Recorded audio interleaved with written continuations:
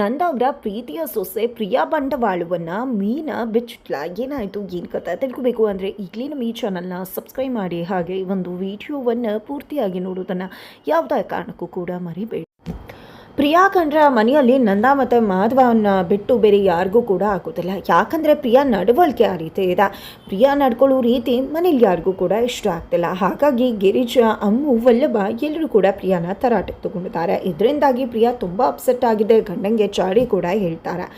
ಆಗ ಇಲ್ಲಿ ಮಾಧವ್ ಅವರು ನಿಂದೆ ತಪ್ಪಿರುತ್ತೆ ಅಂತ ಕೂಡ ಅರ್ಥ ಮಾಡಿಸಿದ್ರು. ಹಾಗಿದ್ರೆ ನಿಮ್ಮ ಹೆಂಡತಿಗೆ ಅವಮಾನ ಆದರೂ ನೀವು ಕೇಳೋದಲ್ವಾ? ವಲ್ಲಭ ನಿಮ್ಮ ತಮ್ಮ, ಅವನಿಗಾದರೂ ಬುದ್ಧಿ ಹೇಳಿ ಅಂದಾಗ ವಲ್ಲಭಂಗೆ ಬುದ್ಧಿ ಹೇಳಬೇಕು ಅಂತ ಏನೋ ಇಲ್ಲಿ ಬರ್ತಾರೆ ಮಾಧವ. ಆದರೆ ವಲ್ಲಭನ ಹತ್ರ ಅವ್ರಿಗೆ ಆ ರೀತಿ ಮಾತಾಡೋಕ್ಕೆ ಸಾಧ್ಯ ಆಗೋದಿಲ್ಲ.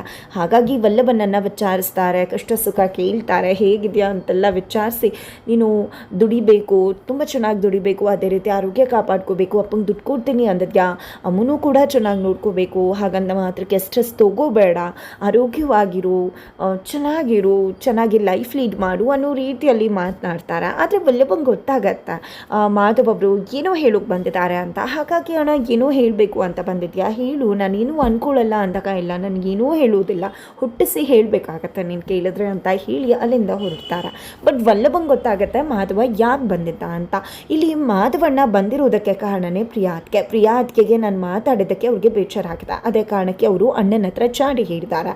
ಹಾಗಾಗಿ ಮಾಧವಣ್ಣ ನನ್ನ ಹತ್ರ ಬೈಯೋಕೆ ಅಂತ ಬಂದಿದ್ದಾನೆ. ಬಟ್ ಅವನಿಂದ ಸಾಧ್ಯ ಆಗಿಲ್ಲ. ಅದಕ್ಕೆ ಅಲ್ವಾ ಹೇಳೋದು ಅಣ್ಣನ ಜೆಂಟಲ್ಮ್ಯಾನ್ ಅಂತ. ಅದಕ್ಕೆ ಅಲ್ವಾ ಅಪ್ಪ ಹೇಳೋದು ನಿಜಕ್ಕೂ ಹುಟ್ಟರೆ ಮಾಧವನಂತ ಮಗ ಉಡಬೇಕು ಅಂತ ಅಪ್ಪ ಹೇಳು ಮಾತು ಖಂಡಿತ ನಿಜ ಅಂತ ಹೇಳಿ ವಲ್ಲಭ ಅನ್ಕೋತಾರೆ. ಈ ಕಡೆ ಪ್ರಿಯಾ ಖಂಡಿತ ಮಾಧವ್ ಅವರು ಹೋಗಿದ್ದೆ ವಲ್ಲಭಂಗೆ ಗ್ರಾಚಾರ ಬಿಡಿಸಿರ್ತಾರೆ ನನಗೋಸ್ಕರ ಅಂತ ತುಂಬಾ ಖುಷಿಯಾಗಿರ್ತಾರೆ. ಮಾಧವ ಬಂದಾಗಲೂ ಅದನ್ನೇ ಕೇಳ್ತಾರೆ, ವಲ್ಲಭಂಗೆ ಬುದ್ಧಿ ಹೇಳಿದ್ರ ಅಂತ. ಬಟ್ ವಲ್ಲಭಂಗೆ ಬುದ್ಧಿ ಹೇಳಿದೆ ಅಂತ ಮಾಧವ್ ಅವರು ಸುಳ್ಳು ಹೇಳ್ತಾರೆ.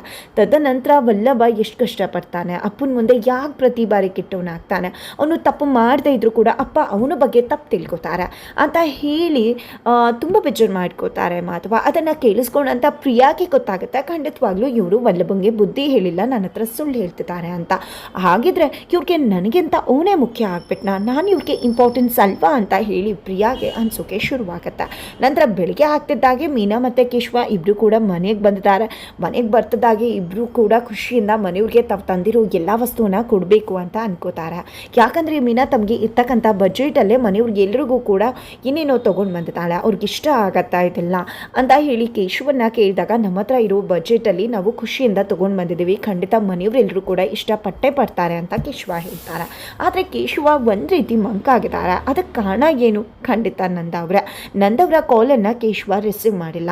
ಹಾಗಾಗಿ ಅಪ್ಪ ಬೈಬಹುದು, ಅಪ್ಪನ ಕೆಲಸ ಮಾಡಿಲ್ಲ, ಹಾಗಾಗಿ ಅಪ್ಪ ಖಂಡಿತ ಗ್ರಹಚಾರ ಬಿಡಿಸ್ತಾರೆ ಅನ್ನೋದು ಕೇಶವಂಗೆ ಗೊತ್ತಿದೆ. ಅದೇ ಒಂದು ಭಯದಲ್ಲೇ ಮೀನಾ ಜೊತೆ ಮನೆ ಒಳಗಡೆ ಎಂಟ್ರಿ ಕೊಡ್ತಾರೆ.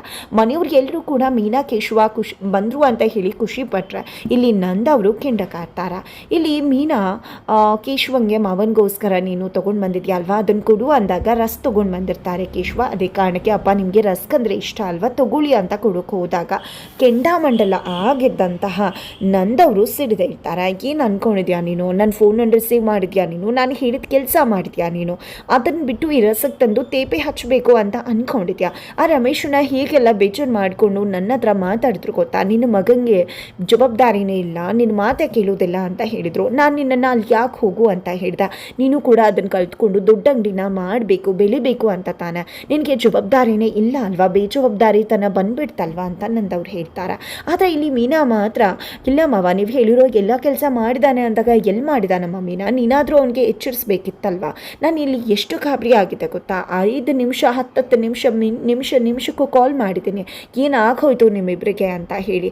ಆದರೆ ಈ ಕೇಶವಂಗೆ ಆ ಜವಾಬ್ದಾರಿನೇ ಇಲ್ವಲ್ಲ ಅಂತ ನಂದವರು ಸಿಡಿದೆ ಹೇಳ್ತಾರೆ. ಆದರೆ ಕೇಶವ, ದಯವಿಟ್ಟು ಅಪ್ಪ ನನ್ನ ಮಾತನ್ನು ಅರ್ಥ ಮಾಡ್ಕೊಳ್ಳಿ, ನೀವು ಹೇಳಿದ ಎಲ್ಲ ಕೆಲಸವನ್ನು ಕೂಡ ನಾನು ಮಾಡಿದ್ದೀನಿ, ಅವ್ರಿಗೆಲ್ಲೇ ಯಾರ್ಯಾರಿಗೆ ದುಡ್ಡು ಕೊಡಬೇಕು ಅಂದರೂ ಎಲ್ರಿಗೂ ಕೂಡ ಕೊಟ್ಟಿದ್ದೀನಿ. ಆದರೆ ಇವರನ್ನು ಭೇಟಿ ಮಾಡೋದು ಅಷ್ಟೇ ಆಗಿತ್ತಲ್ವ, ಹಾಗಾಗಿ ನಾನು ಇವ್ರನ್ನ ಭೇಟಿ ಮಾಡೋದಕ್ಕೆ ಹೋಗಲಿಲ್ಲ. ಅದು ಹೋಟೆಲ್ಗೆ ತುಂಬ ಹತ್ತಿರ ಇದ್ದಿದ್ರೆ ಖಂಡಿತ ಹೋಗಿರ್ತೈತೆ, ಆದರೆ ಅದು ಹೋಟೆಲ್ಗೆ ತುಂಬ ದೂರ ಆಯಿತು. ಅದೇ ಕಾರಣಕ್ಕೆ ನನಗೆ ಹೋಗ್ಲಿಕ್ಕೆ ಆಗಲಿಲ್ಲ ಅಷ್ಟೇ.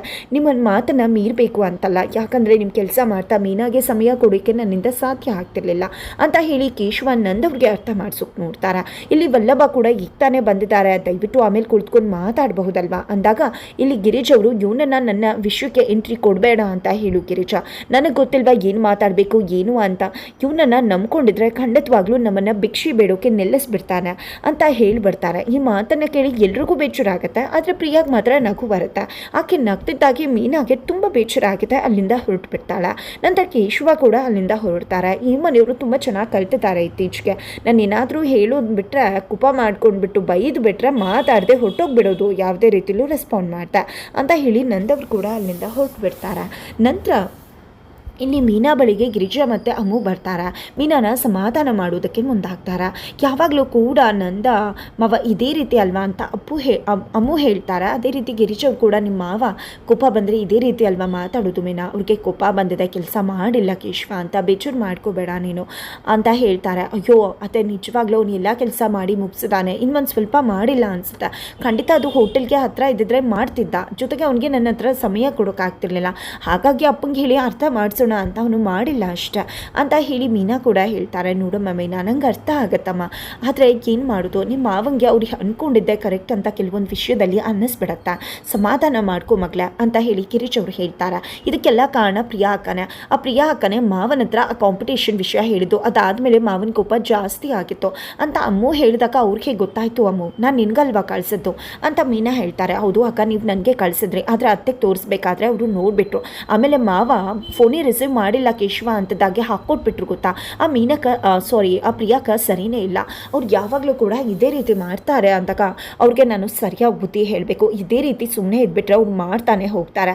ಕೇಶವನ್ ಬೈಬೇಕಾದ್ರೂ ಕೂಡ ಅವ್ರಿಗೆ ಹೇಗೆ ನಕ್ಬಿಟ್ರು ಗೊತ್ತಾ, ಖಂಡಿತ ಇದು ಯಾವ್ದನ್ನ ಕೂಡ ನಾನು ಸಹಿಸೋದಿಲ್ಲ, ಅವ್ರಿಗೆ ಸರಿಯಾಗಿ ಬುದ್ಧಿ ಕಲಿಸ್ತೀನಿ, ಇನ್ನು ಮುಂದೆ ಇನ್ನೊಬ್ಬರು ವಿಷಯಕ್ಕೆ ಬರಬಾರ್ದು, ಆ ರೀತಿ ಮಾಡ್ತೀನಿ ಅಂತ ಹೇಳ್ತಾರೆ.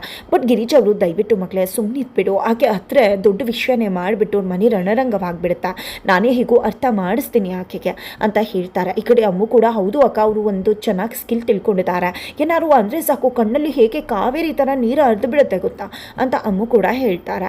ನಂತರ ಇಲ್ಲಿ ಮೀನಾ ಜಾಬ್ಗೆ ಹೋಗಬೇಕಾಗಿದೆ, ಹಾಗಾಗಿ ಅಡುಗೆ ಮನೆಗೆ ಹೋಗಿದ್ದೆ ಗಿರೀಶ್ ಅವ್ರ ಹತ್ರ ಕಾಫಿ ಮಾಡಿಕೊಂಡು ಕುಳಿತಿದ್ದಾಳೆ. ಅದೇ ಸಮಯಕ್ಕೆ ಪ್ರಿಯಾ ಬರ್ತಾರೆ. ಏನಿತ್ತು ಮೀನವ್ರೆ, ಆಲ್ರೆಡಿ ಕಾಫಿ ಕುಡಿತಿದ್ರ, ನಾನೇ ಡಿಕಾಕ್ಷನ್ ಹಾಕ್ಕೊಳ್ಳೋಣ ಅಂತ ಅಂದ್ಕೊಂಡಿದ್ದೆ, ಆದರೆ ಅತ್ತೆನೇ ಹಾಕ್ಕೊಟ್ರ, ಒಳ್ಳೇದಾಯ್ತು ಬಿಡಿ ಅಂತ ಪ್ರಿಯಾ ಹೇಳಿದಾಗ ಹೌದು ಹಾಕ್ಕೊಡೋದೇ ಅಲ್ವಾ ನಿಮ್ಮ ಜಾಯಿಮಾನ, ಅದನ್ನೇ ಅಲ್ವಾ ನೀವು ಮಾಡೋದು ಪ್ರಿಯಾಕ ಅಂತ ಹೇಳಿ ಮೀನಾ ಕುಂಕು ಮಾತನಾಡ್ತಾರ. ಆಗ ಪ್ರಿಯಾಕ್ಕೆ ಬೇಜಾರ ಆಗ್ಬಿಡುತ್ತೆ, ತಾನು ತಂದಿಟ್ಟು ತಮಾಷೆ ನೋಡ್ಬೋದು, ಆದರೆ ಪ್ರಿಯಾ ಮಾಡಿದಂಥ ತಪ್ಪನ್ನು ನೇರವಾಗಿ ಮಾತಾಡೋಕೆ ಹೋದಂಥ ಮೀನಾ ಆಕೆಗೆ ಕೆಟ್ಟವರಾಗಿ ಕಾಣಿಸ್ತಾರ. ಈ ಕಡೆ ನಾನೇನು ಮಾಡಿದೆ ಮೀನಾ ಅಂತ ಹೇಳಿ ಪ್ರಿಯಾ ಕೇಳಿದಾಗ ಏನು ಮಾಡಿಲ್ಲ, ನನ್ನ ಗಂಡಂಗೆ ಮಾವ ಬೈಬೇಕಾದ್ರೆ ನೀವು ಯಾಕೆ ನಗಬೇಕಾಗಿತ್ತು ಅಂತ ಮೀನಾ ಗ್ರಹಚಾರ ಬಿಡಿಸ್ತಾರೆ. ಆದರೆ ಪ್ರಿಯಾ ಮಾತ್ರ ತಾನು ಮಾಡಿ ತಪ್ಪನ್ನು ತಪ್ಪು ಅಂತ ಒಪ್ಕೋತಾ ಇಲ್ಲ, ತನ್ನ ತಪ್ಪೇ ಮಾಡಿಲ್ಲ ಅಂತ ಹೇಳಿ ವಾದ ಮಾಡ್ತಿದ್ದಾರೆ. ನಾನು ನಕ್ಕೆ ಇಲ್ಲ ಅಂತ ಹೇಳ್ತಾರೆ. ನೀವು ಸುಳ್ಳು ಹೇಳಬೇಡಿ ಅಕ್ಕ, ಖಂಡಿತವಾಗ್ಲೂ ನಾನೇ ನೋಡಿದ್ದೀನಿ ನೀವು ನಕ್ಕಿದ್ರ ಅಂತ, ಸುಮ್ಮನೆ ವಿನಾಕಾರಣ ಯಾಕೆ ಎಲ್ಲರ ವಿಷಯಕ್ಕೂ ತಲೆ ಹಾಕಿ ಮುಗ್ ತೋರಿಸ್ತೀರ, ನಿಮ್ಮ ಪಾಡಿಗೆ ನೀವು ಇರೋಕ್ಕಾಗೋದಿಲ್ವಾ, ನೀವು ಬಂದಮೇಲೆ ಇಷ್ಟೆಲ್ಲ ಆಗ್ತಿರೋದು ಅಂತ ಹೇಳಿ ಮೀನಾ ಸರಿಯಾಗಿ ಗ್ರಹಚಾರ ಬಿಡಿಸಿ ಬೆಂಡೆತ್ತಿ ಬೆವರಳಿಸ್ತಿದ್ದಾಳೆ. ಹಾಗಿದ್ರೆ ಇದರ ಮುಖಾಂತರ ಪ್ರಿಯ ಬಂಡವಾಳ ಏನು ಅನ್ನೋದನ್ನು ಕೂಡ ನಂದವ್ರ ಮುಂದೆ ಬಿಚ್ಚಿಡೋ ಪ್ರಯತ್ನಕ್ಕೆ ಮೀನಾ ಮುಂದಾಗ್ತಾರ. ಏನಾಗುತ್ತೆ ಅನ್ನೋದನ್ನು ತಿಳ್ಕೋಬೇಕು ಅಂದರೆ ಮುಂದಿನ ವಿಡಿಯೋಗೆ ವೇಟ್ ಮಾಡೋದನ್ನು ಮರಿ